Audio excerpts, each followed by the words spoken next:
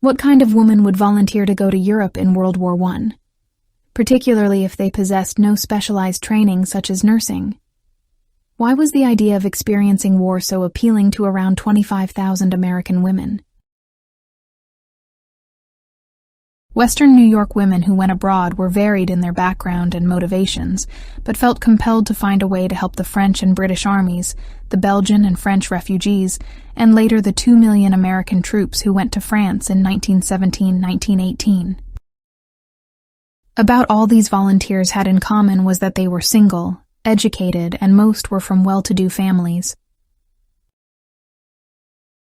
The reason women were permitted to be involved in support services in World War I was simply because the American military was equipped to provide only the most basic support services for its troops. At that time, no military department existed to provide canteen service, recreation centers, large-scale medical support. The YMCA had long been an important adjunct to the armed services for recreational canteens. The Salvation Army was invited to set up canteen service to U.S. troops in the field in France. And the American Red Cross, in addition to setting up canteens and rest stations here and abroad, proved essential in not only setting up base hospitals in France, but training nurses to staff them, and marshalling an army of Americans at home to manufacture sterile dressings, knitted clothing, and assemble comfort bags for use in Europe.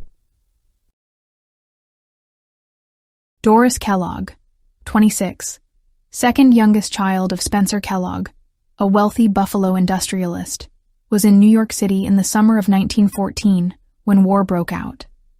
She was attending classes at the Art Students League with her pal, Muggsy Davis. She was cheerful, idealistic, and loving to her family and friends. Alice Lord O'Brien, 34, assisted women who had been recently released from the Erie County Penitentiary in her job as social worker, a new profession in the U.S. She was mature, organized and organizing, and gifted with a wry sense of humor. Anna Parrott Rochester, 26, and a 1911 Smith College graduate, was temporarily teaching at St. Margaret's, an Episcopal girls' school on North and Franklin Streets. She was extroverted, adventurous, capable of rising to any conditions with spirit. Mary Belknap, 31 and a 1907 Vassar graduate, was the daughter of Emmett Belknap, superintendent of the Lockport schools. A French teacher, she had just left for a study trip in France in June 1914. After war broke out, she wanted to remain in France and help, but was quickly summoned home by her father.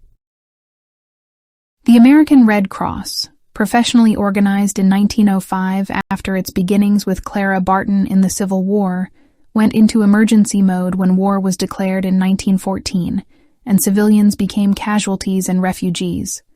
A ship loaded with medical supplies was immediately dispatched to Europe. Then, in the summer of 1917, after the U.S. entered the war, the American Red Cross made an agreement with the French military that opened the door for women like Alice O'Brien and Anna Rochester to serve in canteens along the railroad stops in France, feeding French soldiers, poilus. The French military used the railroad system to move its troops and wounded to and from the front lines. Artillery bombardment of rail lines, and the shortage of locomotives and cars, resulted in situations where trains full of men went without food for as long as 2 days in transit. Although the French had constructed a few canteens already, they lacked the staffing and resources to expand. This was the ideal opportunity for the American Red Cross to assist. The Red Cross set forth its stipulations on what kind of women volunteers would be acceptable for canteen service. It was the first time lay women had been recruited to serve abroad, and they said they wanted to set the standards of service high because these women would represent the United States. The women had to be between the ages of 30 and 50. They had to show they had worked for the Red Cross, or in occupations requiring a high order of service and a capacity for self-sacrifice. They also had to be of robust health and able to speak French. Alice Lord O'Brien answered all of these requirements, except that she spoke almost no French at all. She had been working for the Home Support Office of the Buffalo Red Cross assisting families left without their chief breadwinner after the United States declared war in April 1917. And, most critically, she had the means to pay her own way, because the Red Cross did not pay its canteen workers at this time. This also limited the number of applicants. Anna Rochester spoke school French and had begun working for the Buffalo Red Cross in 1916, organizing workrooms and preparing for the Red Cross volunteer efforts in the area. Both women were part of the first 52 American Red Cross canteen workers sent to France on September 15, 1917. They were, Alice wrote in her letter home, the first to answer the call of the American Red Cross for volunteers to work in the canteens in France. No one seemed to know what it all meant, but we all started out with high ideals to do our share in this war, which they tell us is to mean peace and safety to all who are to come after us. We will follow the stories of 4 women, Doris Kellogg, Anna Rochester, Mary Belknap, and Alice Lord O'Brien. Alice wrote, We feel that we are sharing in the great adventure of civilization. She added, I can only assure you that I came in the right spirit and will probably be sore tried before the winter is out. Both Alice and Anna were sent to the southern part of France to open a canteen at a rail station 7 miles north of Vichy called Saint-Germain-des-Fosses. It was the second canteen to be opened, utilizing American Red Cross women to aid French soldiers. Here is the first at Chalon-sur-Marne. Their Red Cross uniforms, with American insignia removed, were Oxford gray, with blue linen aprons, white collars and cuffs, and white coifs, or head coverings, and for most of the war, made by one manufacturer. Alice O'Brien made no secret of her dislike of them. There never were any clothes so unbecoming as these horrible gray uniforms. Really, if words could kill, Abercrombie and Fitch would have been dead long ago. Their canteen opened November 11, 1917. Alice described their first shift. Anna Rochester and I went on night duty. We dressed up with much white veil, blue apron, etc., and went down at 11 p.m. We never sat down all night and didn't realize it was daylight until the new shift came on at 7 a.m. We had a cart with soup and coffee, 2 huge poilus to guard it and help serve the men. It was all most thrilling, and I thoroughly enjoyed it. Of course, my interest may wane, but let's hope that it won't. Their canteen was almost immediately remodeled and doubled in size. The new canteen has a large room with tables and benches, other room with a long counter where men are served. Back of that, the stoves and storerooms. A row of brick stoves with big marmites of soup and coffee constantly stewing, each holding 125 quarts. Also, a big iron stove where ragout and vegetables are always ready, and on the side is a row of little gas stoves where cocoa is cooking. A chef who is a grand cook, who makes ragout, blood pudding, tripe, which the poilus love. The Red Cross women had French cooks, dishwashers, vegetable peelers, but the Americans made salads, sliced hundreds of loaves of bread each day, made the coffee and chocolate, and took in the 75 centimes, 15 cents U.S. charged to the soldiers to pay for their food. We have ridiculous times when the girls have to take a hand in cooking. Of course, none of us knew a thing about it at the beginning, and we had to work out our own recipes. As the American Red Cross is not allowed to sell any wine, the French Red Cross is building a small buvette in the courtyard and will sell the indispensable pinard to the men. We are to have also a room for first aid, as every day we have so many wounds to attend to. There are always wounded with dressings to be changed and tied up, and always local accidents. I don't think I would hesitate at anything now. I have seen such dreadful things. One of the Red Cross women got trench foot and had to leave. Alice added, We have all decided to wear sabots, which I think will add to our appearance. They really are the only things to wear, as the cement floors are so cold, so I'm going to Vichy tomorrow to purchase quantities of them. The French poilu never ceased to act as if he thought it a beautiful and wonderful thing that American women and American dollars should have been sent to aid him. The country is beautiful, and with a car to forage for supplies, I ought to be able to get along. All the coffee, sugar, and canned goods come from Paris once a month, but all the vegetables, meat, and apples have to be purchased from the countryside, and often we have to drive for hours through the country to find enough for a week's supply. They used about 1,000 kilos of potatoes and about 300 dozen eggs a week. On December 26th, she was promoted to directress of the canteen, that is, supervisor in charge.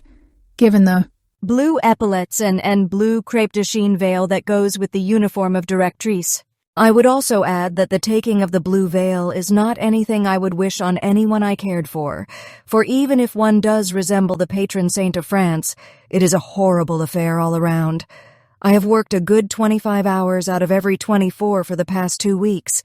There has been a terrific amount of work to gather up the loose threads. The girls in the unit have been splendid and have worked overtime and all time in an effort to help me get things running smoothly. We are now the 3rd largest canteen in France, supposedly have 12 American girls, but as someone is always ill or away, we are always short of help. They are a grand lot, jolly and congenial, and all work with the best spirit in the world, and we never have any complaints. January 1918. When you talk of coming over, I wish you would realize what it means for you to stay at home and keep things going for us all. There is no glamour here. The work is very heavy this week. About 2,000 men a day are going through, getting ready for the big drive. We are getting very tired, for most of us have been working night and day for 4 months without a single day off. It isn't only the work, but it is the sordid, monotonous job of shipping men back to the front to eventual death. February 1. You can't realize the discouragement of the people. I only see men and hear them talk, and such men, some are old or middle-aged, others just boys of 18. It is heartbreaking to see them going back to the front with their old musettes, filled with their treasures hung on their backs, old uniforms and battered helmets. They go back again and again until they are finished. First week in April 1918. Tomorrow we are to have a large detachment of Americans for breakfast, which means much frying of eggs on both sides, and no French chef ever heard of such a thing, and buttered bread, pampered pets, but nothing is too good for them. They are doing their part and attaining glory. The same week, Doris Kellogg embarked for her service with the American Fund for French Wounded. She and her friends Al O'Brien and Muggsy Davis had been trained as automobile mechanics to work in France in the automotive pool. April 4th, 1918 on board ship. This is the most glorious fun I have ever had, and as thrilling as it is glorious. We have over 1,200 of our Sammies on board and 600 of the Polish Legion from Fort Niagara. It is remarkable how all thought of fear has left me now that I am really in it, and I only ache to get to France and to work with the rest of my brothers, all of us with one idea, over there in service. We wore our uniforms for the first time yesterday and looked quite proper. Dark blue serge, large side and breast pockets, black leather belts, AFFW in French blue on our shoulder straps, and on the lapels a blue wing with a small red cross in silver underneath, boy's shirt with black tie. I really think I don't look very funny, as I expected to. They have not enough motor work to keep us decently busy. We have set up one Ford chassis and she runs like a sewing machine, and then have done odd jobs around the garage. Doris and her friends decided to transfer to the Red Cross for canteen work. While waiting, they explore wartime Paris. Versailles is a dream, though all but the gardens are full of war trucks and such like. I saw hundreds of Pierce arrows standing in rows. Meanwhile, the German offensive has been underway all spring of 1918. Land taken back from the Germans in the Somme Valley had been overrun by Germans again, creating more refugees. May 31st. Doris and her friends went to the huge American hospital outside Paris at Neuilly to ask Mrs. William K. Vanderbilt for work. It had 1,200 beds, and we were weak-kneed at the suffering of all those poor boys. The hospital is jammed full with beds in the halls and corridors, but I saw the most pathetic sign of all on one staircase and landing, where a crowd of boys in dirty and torn khaki were sitting and lying just off the ambulances and waiting for the nurses and doctors to attend them. Their eyes were the saddest thing to see. Doris was still at Neuilly the first week in June when waves of wounded were brought in from Cantigny, the first battle in which American soldiers participated. These were regular U.S. Army soldiers of the 1st Division. Doris was acting as a nurse's aide, changing bandages, taking temperatures, cleaning rooms, helping to feed patients. She was assigned to an officer's ward. It is such wonderful work, and you forget yourself so completely that I would like to do just this rather than any other kind of work. The officers' ward say they are going to ask for me to have for their aide. They say I'm their sunshine. June 8th. They are coming in now with arms and legs off, but don't let me harrow you too much. For after all, the hospital is really quite heavenly to the men. Clean, good food, and beds. I shall never be able to thank my stars enough for having been able to get over here just when I did and for the way things have turned out. If you could half realize what it means to these Yanks to have American girls here to comfort and cheer them, you would be building special ships to send more and more overseas. Being here is a privilege for which I shall never cease to be grateful. A few months ago, I should never have dreamed that I could be of any use in a hospital. But I seem to take to the work like a duck to water, and the odor of ether and things makes me quicken with enthusiasm to be back in a war again. Doris arrived at Ory-la-Ville Canteen on June 12th and was promptly assigned to help serve soup to 1,000 poilus. Our canteen is nearest the front now, and I cannot get over how lucky we were to be sent out here, right within sound of the booming cannon. Ory is a camp for permissionaires, soldiers on leave. The men who are coming back to the front from their furloughs stop off here, are sorted out, and then sent back to their regiments at the front. We serve them 3 meals a day, and all day long, hot coffee, chocolate, sandwiches, hard-boiled eggs, and bread. June 18th. My, what pluck have these peasants of France.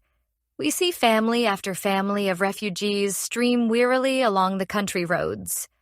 Old women with faces like dried apples sitting high up on the great 2-wheeled farm wagons. Old men and children trudging at the head of oxen harnessed to the carts. A large family of much importance, who owned a farm of many acres up north, were making their 3rd return trip home through Chantilly, after having been driven 3 times from their home by the Germans. June 25th. We are running 2 canteens, and that makes us have to double up on our work, so you can imagine how we have to scurry. Next day. Too dead to write. Long day with not enough helpers at our canteen. Every day I meet splendid fellows and always have such awfully good times. We have been asked by the Red Cross to open a canteen on the racetrack beside the hospital in Chantilly, where our boys can get chocolate, tobacco, lemonade, etc. Won't it be great? Oh, if I could only tell you the tremendousness of being able to be over here and to devote all the strength and devotion in your soul and body toward helping our glorious brothers win this war. What an opportunity. The poilu said of her, "She is very young, she blushes." June 25th. You know it's the saddest thing in the world. Every morning now, some of us take time off to go to the funerals of our boys who die in the hospitals. We follow the hearses a long way through the forest road to a new cemetery that has been cleared this last week. You can imagine the impressiveness of it all. So simple, with no unnecessary flourishes. I tell you, since I've seen our star-spangled banner draping those coffins, the flag has had a new meaning for me. July 30th. Doris saw her first tanks driven by American soldiers. She wrote that they were the raciest things in the world. Covered with mud and dust and so cleverly camouflaged and with wicked-looking guns sticking out of their turrets. I think I have a slight change of heart since yesterday, and from now on these marvelous tankers are my matinee idols. They are really snappier than the aviators, though one really should not compare them. They are so different. The ace is always perfectly soigné, well-groomed, and goodness knows attractive enough. But your tanker is a dashing, devil-may-care fellow, in black beret, tam, black leather coat, and a long knife stuck through his belt. I think of them as pirates of the land in their rolling, heaving tanks. At the end of August, Alice is preparing to leave her canteen at Saint-Germain for a new assignment in Paris. I cannot realize that next month means over a year here. True, in some ways the time has flown past, but in other ways it seems years and years. We have lived so intensely and always under such a strain.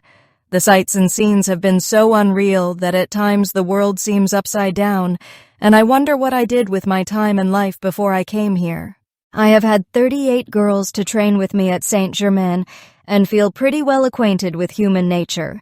I am completely exhausted and hope for a good rest. The next week, she was examined by a doctor and found to have anemia. She blamed it on the food and reassures her family that she is taking a tonic and not to worry. Anna Rochester had left the canteen at Saint-Germain in January 1918 to become assistant in charge at a canteen at Nantes, but transferred to her alumni Smith College canteen unit in August 1918, just in time for the Aisne Valley battles that included Soissons, Saint-Quentin, and Château-Thierry. These engagements included American Divisions 27, 28, and 77. August 30th. We started our canteen for the wounded first thing in the morning that we were in Château-Thierry and have been at it ever since. As soon as possible after the Germans' exit, Château-Thierry was made the railhead from which all the wounded in this region were evacuated by train. They are brought in by ambulances from far and near, and as the first loads begin to arrive about 5 hours before the last, it means a pretty long wait for all if the train is delayed, as it sometimes is. The journey is a very trying one at best for the wounded, and if they have come from 30 to 50 miles in them, even with a brief stop at a field hospital or a layover of 24 hours at an evacuation hospital, you may realize what it means to them to receive good food and attention at this end before starting on a railroad trip. A very motley and pathetic lot they are, but practically every one of them is cheerful to the last degree, and fortunately able to laugh or smile at the strange picture they present as they hobble up to the counter for their soup, beans, bread, coffee, and cigarettes. The litter cases are all placed out on the station platform in one long line. Here is where we spend most of our time. We divide the work, 3 or 4 tending to all the feeding, the drinks, and various rinsing of bowls, while 2 or 3 others devote themselves entirely to making the boys more comfortable, and adjusting and readjusting their positions with comfort pillows, fanning others, and placing mosquito netting over their faces. There are flies by the millions now, putting fresh bandages over the blood-soaked ones, and cooling off and bathing the eyes of the gassed men who have been temporarily blinded, and are perhaps the most tragic of all in their desire to know where they are and what is going to happen next, and wanting you to stay and talk just a few minutes, no matter what you say. But the eternal patience of all and the quiet acceptance of their lot is beyond description. A piece of rubber tubing, boiled, was just the thing for feeding the man with the shot jaw. Anna was sent to Evacuation Hospital number 14, first located at Les Islettes, and then moved forward to Varennes, where it was the most advanced of any American evacuation hospital.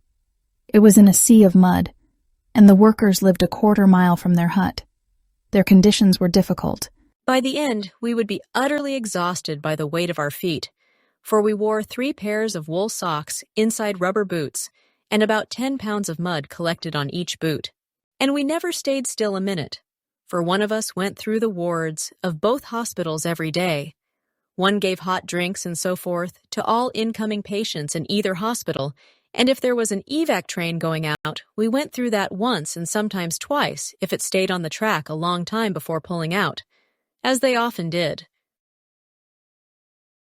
Patients were also transported to hospitals in Paris on steam-powered canal boats. They were barges like large American canal boats, the hold open to the sky, captain's family living on board. Canvas protected the tiers of bunks for the wounded. They needed to load up and travel during the night. 107 went on the first boat. The workers were on their feet for 26 hours on the trip down the Marne, through canals, and into the Seine at Paris. They rested and then returned. Using only the scant utensils of the family and their small stove, the women served 3 meals to the men.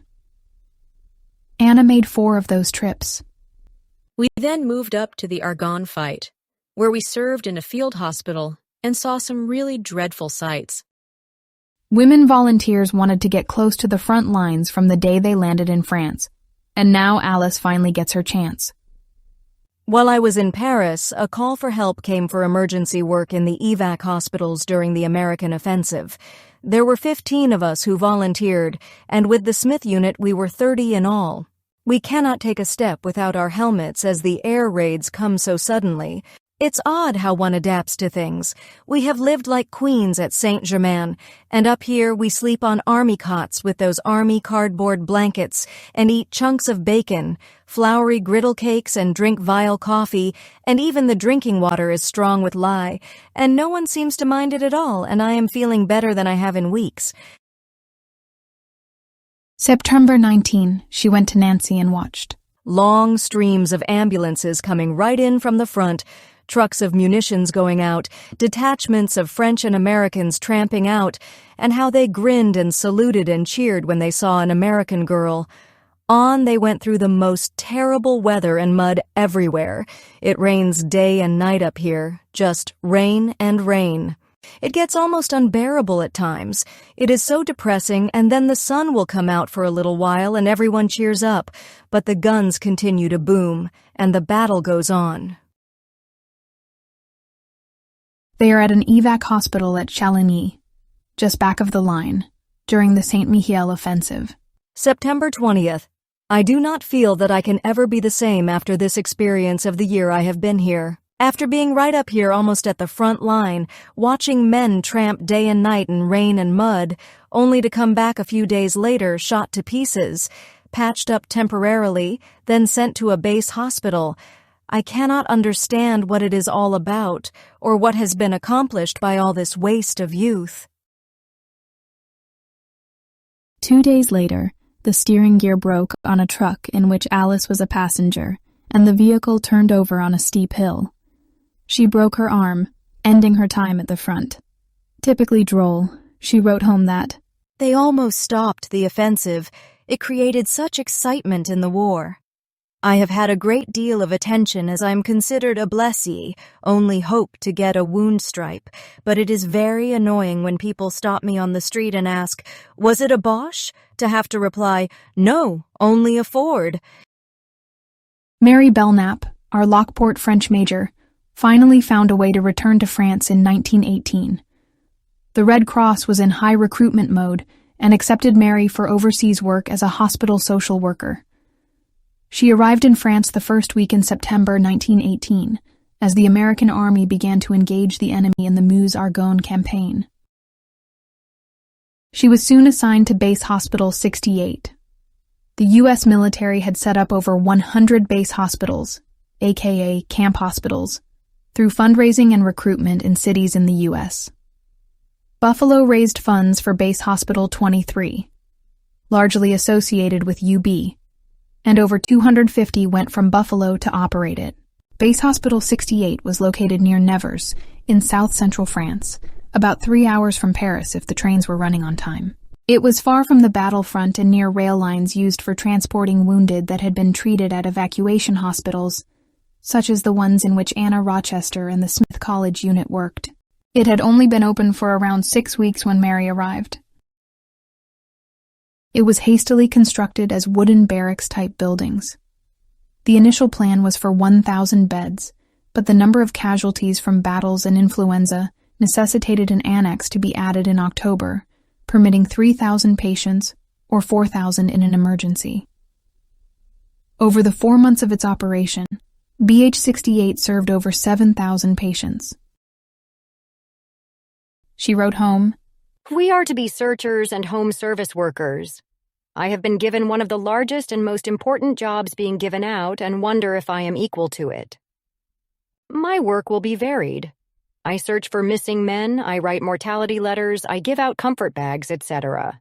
I am responsible for getting information correctly to Washington about men inquired about and to get messages to my men from their homes. This is especially necessary in grave cases. It means work day and night 7 days in the week. September 22nd. We have almost all had the Spanish influenza, but mine is about gone. September 29th. There are many, many sad things here and many interesting ones. Early in October, she writes that she is now in Base Hospital 54, located not far from Nevers. It had 2,000 beds.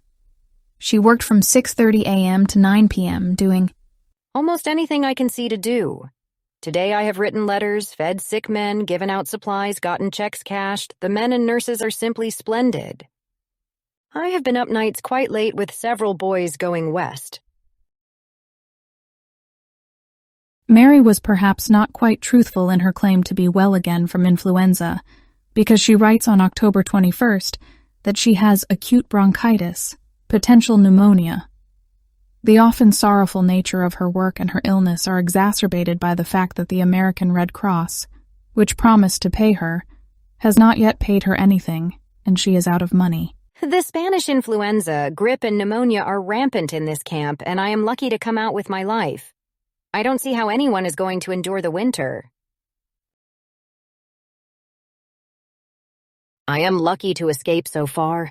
Girls are dying of this pneumonia on board ship coming over, and we lost 2 nurses at 54. Even some of the doctors have succumbed. Her illness will linger for almost 6 weeks until she says she is well. Her October 27 letter frankly confesses to her father, I feel that I made a mistake to leave you. Doris was enthusiastic when the Americans arrived. They call me Smiles. Oh, it's glorious to be helping one's own men. The lieutenant said to me, we are all for the Red Cross. And I couldn't think of anything else to say, but we are working together, aren't we? I asked Joseph Doig if he thought that the war was making men more cruel and hard, and he said not at all, that he was sure for his part, since he has seen so much suffering and suffered himself, that he will always be more sympathetic and thoughtful of others. I am sure he is right. November 11th, 1918. Doris tried to explain to her family what that day meant. To work harder than you ever have before in all your life for 5 solid months without even Saturday afternoon or Sunday off? To see nothing for 5 solid months but just soldiers, soldiers, soldiers. Well ones and crippled ones and wounded ones. To think for 5 solid months of almost nothing but war and suffering and feel that those 2 things proved fair to last forever with no peace in sight. And then suddenly, all at once, armistice, abdication, peace. I cannot even talk of the day when peace was declared. It was too wonderful. I had gone to Vichy to see the doctor. There are 12,000 Americans wounded there, and I will bet that everyone was on the streets yelling and cheering. Peace at any cost is worthwhile. The French people ran from the houses and shops, crying and sobbing. They could not believe that the news was really true. Everyone said, the war is over, and at once such a feeling of relaxation came over everyone. What an experience it has all been. I have already applied for a canteen in a port, for that is the only thing now. Everyone is being recalled from the devastated districts and the war zone, and will be concentrated in the port cities to ship the men home. My year with the French will always be a memory of perfect satisfaction and happiness. I joined the crowd that was swelling every minute, and we swayed down to the town square. There was such a broad grin on everybody's face and such a tremendous one on mine that I really was in pain. After the armistice, there was an immediate letdown emotionally, widely reported by soldiers and volunteer workers alike. Alice sums up the feeling. There is little news to send you. I am happy and busy, but there is nothing thrilling or entertaining, and so our life will be from now on, I suppose. I have had 1 year of life anyway, which is more than most people are privileged to have. On March 18, 1919, she was awarded the French Medal of Honor in memory of her honorable and courageous conduct, and also the Medal of French Gratitude. She was the first American woman to receive it. It was bestowed by both the civilian and military authorities. She described this in her letter home, adding, "You may stick out your chests and feel that a foreign element has entered in our family." In January 1919, Mary Belknap was assigned to Base Hospital 85, located within the city of Angers in the Loire Valley. It was the nicest posting she had. The hospital patients were convalescents. There was a fine Red Cross hut, as they were called, and entertainments were provided for the patients and the staff, including movies, lectures, AEF shows, and dances held twice weekly. Red Cross women were expected to dance with the patients, who danced so enthusiastically that the women were whirled from one soldier to the next almost continuously. Mary says mildly, I am dancing a great deal, almost every day. We have found it one of the best cures for shell shock and melancholia. Consequently, a few girls are danced to death, so to speak. But by the end of the month, she was sent to Paris and offered a job traveling with the U.S. Army of Occupation into Germany. She flatly refused. She chose instead to go home. I wouldn't go with the Army of Occupation for love or money. Our men are marrying German women out there. It is a regular Bosch reunion. I wouldn't be safe there. Doris goes home first. Hold your breath and listen. I'm coming home on the SS Lorraine, sailing from Bordeaux on Monday the 2nd of December. We are walking on air. We are so happy, even though we had to take a second-class cabin, all the first class being crammed full. Now we sing gaily, over, we're going over, and we won't come back 'cause it's over here. I have a bit of the flu and I'm going to bed. I have ordered one good-looking bronze chiffon velvet afternoon dress at Jenny's, and that is all I shall attempt. Mummy, if you come to New York, will you bring my pearls down? I ache with loneliness to feel them around my neck. Alice remains in Paris, December 10th. There was nothing for us to do, so we joined up with the commanding officer and a staff car, and they took us over the entire front. He took us on the condition that we would not get out of the car as they were not sure of the wiring and the ground was still covered with hand grenades and unexploded shells. The destruction of the country up there can never be described. I saw literally dozens of towns where there was nothing to mark them except a signpost put up by the army for direction, where there was not one stone remaining, nothing but heaps of dust and crumbling stones, nothing to show that there had ever been a town or village there. Last week, I went to visit Reims. We found a man with an ARC on his cap who was doing a little business as a guide, taking the few sightseers out over the battlefields. We joined a group and walked on a beaten path through the barbed wire entanglements, down into trenches and up and down through shell holes. The ground was strewn with hand grenades and shell, and it was not safe to step off the path. The guide had to be constantly on the alert, for in their thirst for souvenirs, someone was always trying to pick up a bit of shell. We walked for quite a distance when the guide suddenly stopped at a bundle of rags and mud and triumphantly said, "Here is a dead German." Everyone stared with interest, but when I remarked how dreadful it was and asked why they hadn't buried him, the guide angrily replied, "Because I won't let them. I only have 2 left." Alice prepares to go home, March 1919. I have actually got passage on the Rotterdam sailing April 1st. I had a sinking feeling when they said it was settled. It has been such an adventure, and I feel it will be hard to adapt myself to any other life. It has been such a scramble to keep ahead of difficulties, but I am so very tired that all I can think of and plan for are a few days of actual quiet. After that, I suppose I shall be off on some other problem, but let's hope it will never be another war. The horror and suffering we have seen might have been endured if we felt that it was really solving any problem, but since the conference, we realize it has been for nothing but petty politics of ruling nations, and that has left a lasting memory of the futility of war. Alice Lord O'Brien returned to Buffalo and became a social worker at Children's Hospital. She also was director of the Public Lecture Bureau at the Museum of Science for a short time.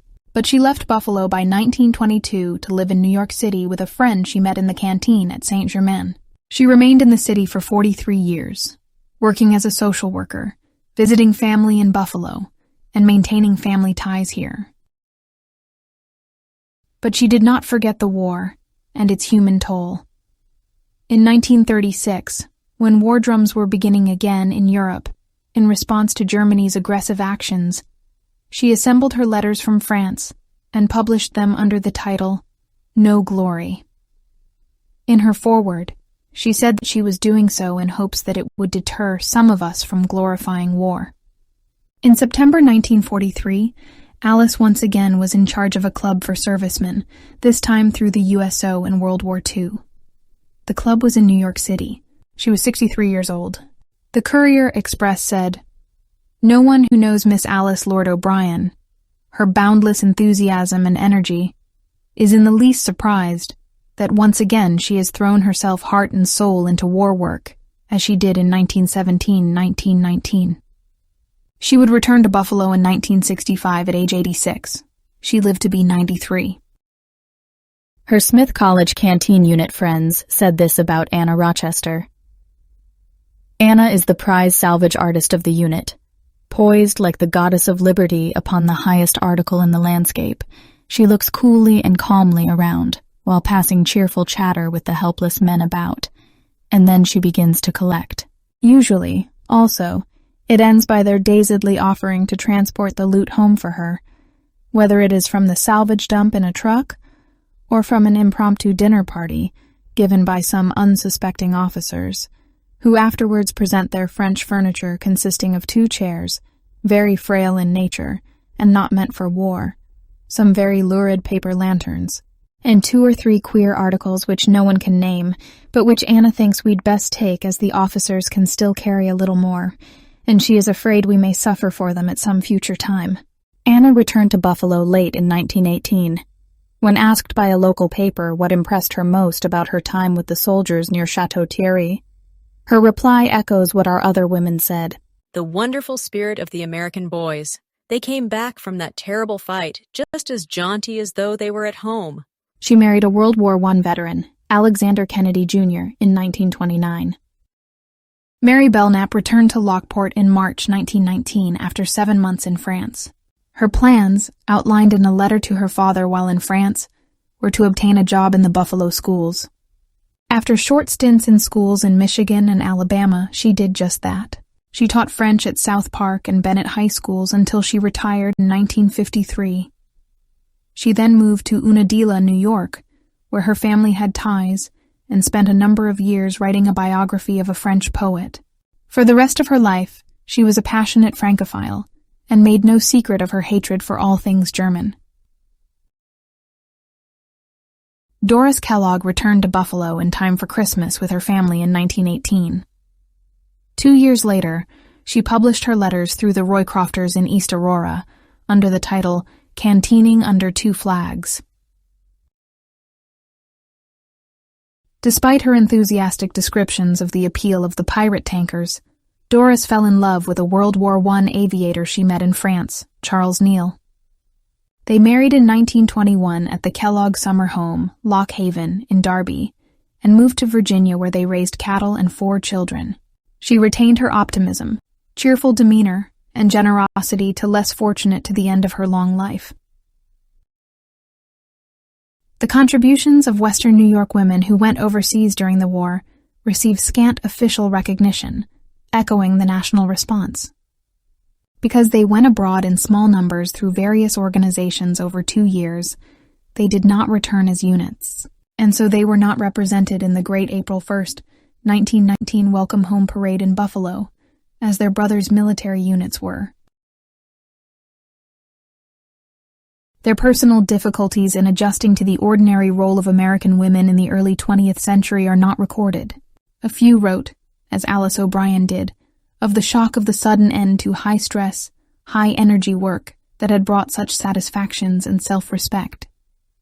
Many women volunteers had suffered what would be lifelong physical effects of exposure to gas attacks and prolonged work in the cold and wet conditions of the front. Others, like Mary Belknap, would be haunted by their memories as hospital searchers among the wounded and dying in the evacuation hospitals. No one comprehended post-traumatic stress disorder in 1919, let alone imagine that women volunteers in the war zone might be traumatized. But almost no woman expressed regret for wanting to be sent to Europe. They had their memories of accomplishing things they never thought they could do, as when Alice and Doris wrote about their experiences dressing wounds. It changed them. In their post-war lives, Alice, Anna, and Doris were all volunteers in organizations promoting child welfare, Planned Parenthood, and racial justice. They had volunteered in order to participate in what they recognized as a great moment in world history. And they volunteered as Americans for what they saw as patriotic service, representing the best ideals of their country. And these women eagerly stepped into the experience, believing it to be the adventure of their lives.